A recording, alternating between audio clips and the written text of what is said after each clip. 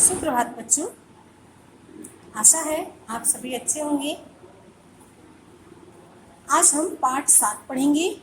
पाठ 7 जिसका नाम है स्वामी विवेकानंद का पत्र। स्वामी विवेकानंद का नाम लेते ही हमारे सामने एक ऐसे तेजस्वी पुरुष की छवि हमारे आंखों के सामने आ जाती है, जिन्होंने अपनी संस्कृति के लिए, अपने देश के लिए बहुत ही अहम भूमिका निभाई है। उन्होंने अपनी संस्कृति के उत्थान के लिए अथक प्रयास किया है। स्वामी विवेकानंद का नाम आते ही हमारे मन में एक ऐसे तेजस्वी व्यक्ति की छवि हमारे मन में उभर आती है, जो न केवल ज्ञान के अथाह भंडार ही थे, मतलब जिनके अंदर ज्ञान बहुत भरा हुआ था। वो केवल ज्ञान के अथाह भंडार ही नहीं थे, बल्कि वो एक सच्चे देशभक्त भी थे। वो जीवन भर हर एक कार्य के लिए हमेशा प्रयत्न करते थे। वो जीवन भर भारत माता के उत्थान के लिए, कि कैसे हमारे देश की संस्कृति को बढ़ावा मिले, कैसे हमारे देश के युवा अपनी संस्कृति को लेकर आगे बढ़े, हमेशा इन्हीं बातों पर ध्यान दिया। उन्होंने अमेरिका के शिकागो नगर में एक विश्व धर्म, जब वहाँ पर अमेरिका के एक नगर शिकागो नगर में जब विश्व धर्म का आयोजन हुआ, विश्व धर्म सम्मेलन का आयोजन हुआ, तो वहाँ उन्होंने भारत की पताका फहराई, भारत का परचम लहराया। जिस प्रकार आप सभी देखोगे कि जब हमारे देश के खिलाड़ी किसी दूसरे देश में जाकर जीत कराते हैं, तो हम सभी का हौसला बुलंद होता है। ठीक वैसे ही स्वामी विवेकानंद ने अमेरिका में जाके अपनी संस्कृति के बारे में, अपने धर्म के बारे में एक पताका लहराई थी, जिससे हमें उन पर आज भी गर्व है। वो हमेशा भारत की युवा पीढ़ी को पुकारते हैं और उनका आह्वान करते हैं कि तुम आओ और अपनी संस्कृति को संभालो, अपने देश को संभालो।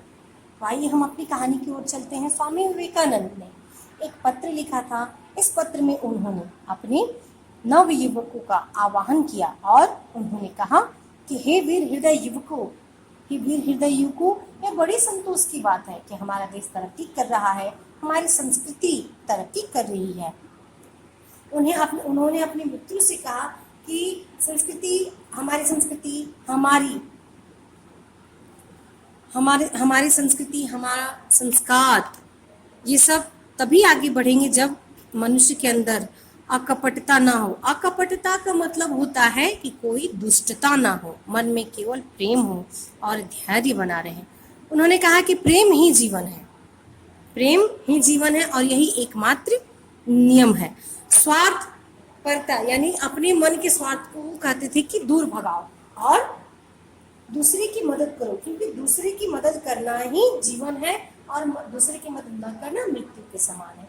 उन्होंने समाज के हर वर्ग के लोगों पर विशेष ध्यान दिया है, जैसे गरीब व्यक्ति, मूर्ख व्यक्ति, पददलित व्यक्ति, जिससे समाज में कोई पूछता नहीं थे।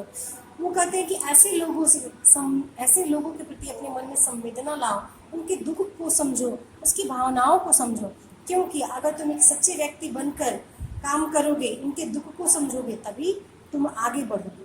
जीवन में हमेशा आगे बढ़ो, प्रयत्न करो। स्वामी विवेकानंद कहते हैं कि जब मैं अकेला था तो भी प्रयत्न करता था, और आज तो मेरे साथ मेरा पूरा देश है, मेरा पूरा समाज है।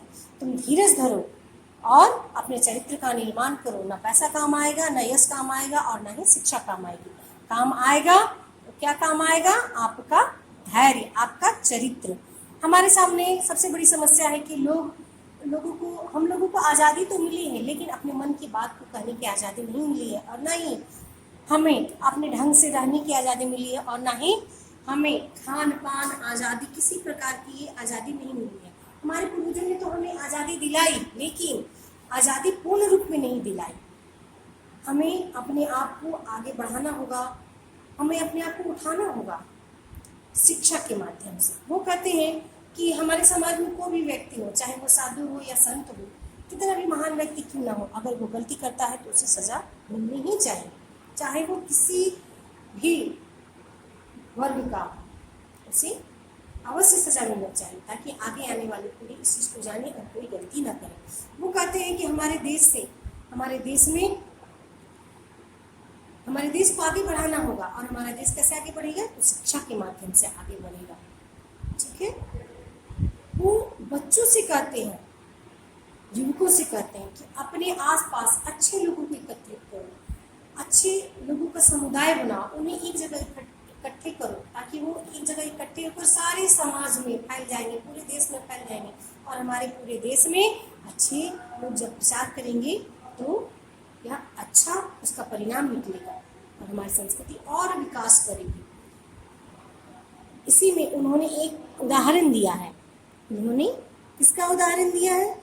उन्होंने एक ऐसे व्यक्ति का उदाहरण दिया है, रामानुज के बारे में उन्होंने कहा है कि उन्होंने सबको एक समान समझकर, उन्होंने सबको समान समझा है और सबको मुक्ति से वो सबको समान समझते थे और सबको समान अधिकार दिलाते थे। हमारे देश में वैसे ही कार्य करने होंगे। स्वामी विवेकानंद बच्चों को भी बुलाते हैं और कहते हैं कि देखो, तुम प्रयास करो, आगे बढ़ो, चाहे तुम्हारे पास धन रहे या ना रहे, तुम्हारे पास आदमी रहे या ना रहे, केवल तुम्हें ईश्वर पर भरोसा रखना है। अगर तुम्हें ईश्वर पर भरोसा है तो तुम हर एक कार्य को प्राप्त करोगे, हर एक कार्य को कर लोगे, तुम्हें कोई दुविधा नहीं होगी। अगर तुम्हारे मन में कोई संशय है, कोई ऐसी बात है जो तुम्हें अंदर से कचूट रही है, तुम्हें परेशान कर रही है, तो तुम अपने ईश्वर के सामने जाओ और प्रार्थना करो। इससे क्या होगा? तुम्हारे अंदर एक शक्ति उत्पन्न होगी अच्छे कार्य को करने के लिए। वो कहते हैं कि बच्चों, तुम अपने आप को सतर्क करो, दृढ़ करो, हमेशा सत्य पर दृढ़ रहो, तभी सफल हो जाओगे। और वो अंत में कहते हैं कि भविष्य तुम्हारी ओर देख रहा है, तुम भविष्य के पालन करता हो, भारत का भविष्य तुम पर ही निर्भर है। इस प्रकार से काम करो कि सभी ऐसा लगे कि सारा कार्य तुम्हें ही करना है, और किसी भी कार्य को इतने अच्छे से करो, लोगों में मिलकर करो, ताकि लोगों को लगे कि हाँ, यह हमारा मित्र है। मतलब लोगों के साथ मिलकर ऐसा काम करो कि लगे कि हाँ, स्वामी बनकर नहीं, एक दास बनकर, मतलब लोगों के साथ मित्रवत व्यवहार बनकर किसी कार्य को करो। और अंत में उन्होंने लिखा अपनी भावी पीढ़ी को कि भविष्य तुम्हारी ओर देख रही है, तुम्हारा रास्ता देख रही है, तुम भारत के भाग्य निर्माता हो और हमारा भविष्य तुम्हीं पर निर्भर है। हमेशा काम करते रहो, हमेशा अपने काम को आगे बढ़ाओ और हमेशा प्रयत्न करते रहो। और अंत में उन्होंने कहा कि तुम लोगों को मेरा आशीर्वाद, मतलब वो अपने मित्रों को आशीर्वाद देते हैं। ठीक है बच्चों, ये कहानी यहीं समाप्त होती है। धन्यवाद।